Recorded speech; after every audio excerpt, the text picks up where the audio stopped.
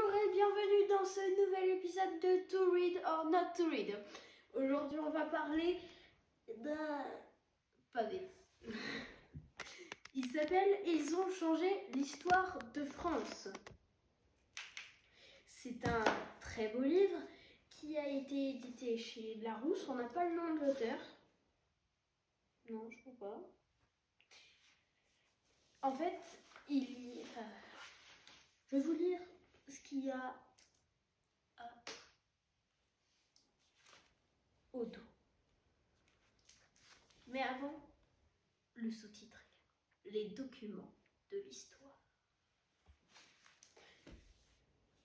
Avec d'exceptionnelles reproductions de documents d'époque, de Vercingétorix à De Gaulle, découvrez les parcours incroyables des hommes et des femmes qui ont écrit les pages les plus importantes de l'histoire de notre pays.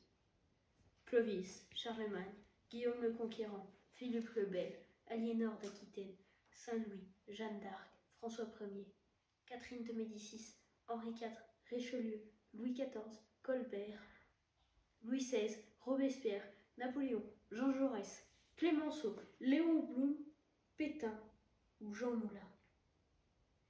30 destins qui ont changé l'histoire de France. Un récit passionnant et plus de 350 illustrations pour comprendre comment chacun de ces grands personnages a influé durablement sur le cours de l'histoire de France. Avec plus de 30 documents originaux reproduits en fac-similé pour plonger au cœur de l'histoire de France. Miniature de procès en canonisation de Saint-Louis. La vie et plume sur papier du XVIe siècle représentant les cérémonies du sacre d'Henri IV.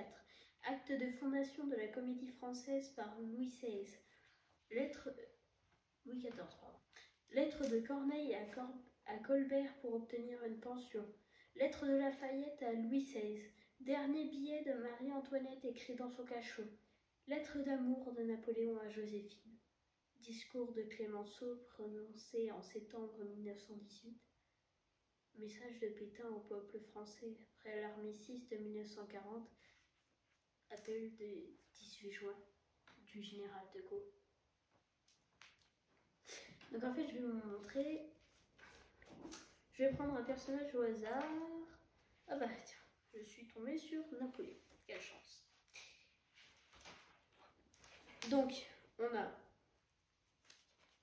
Oui. Donc en fait, nous avons Napoléon. Un petit portrait de lui. Bien sûr, beaucoup de texte. Ici, on a un petit aparté sur les grognards. Ici, on a la reproduction d'une lettre d'amour à Joséphine. Voilà. Oui. Qui a été écrite à 7 h du matin. C'est parfaitement l'heure, hein, c'est étonnant. Vous voyez, vous, à 7 h du matin, écrire une lettre d'amour.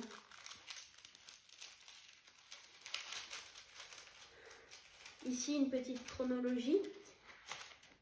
Vu que c'est un personnage qu'ils ont manifestement compris comme très important, il y a plusieurs pages.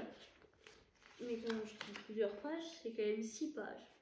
Et ici, par exemple, vous avez quelques petites images de son début à sa fin. Puis il y a aussi des personnages qui n'ont jamais occupé le trône, parce que c'est bien d'être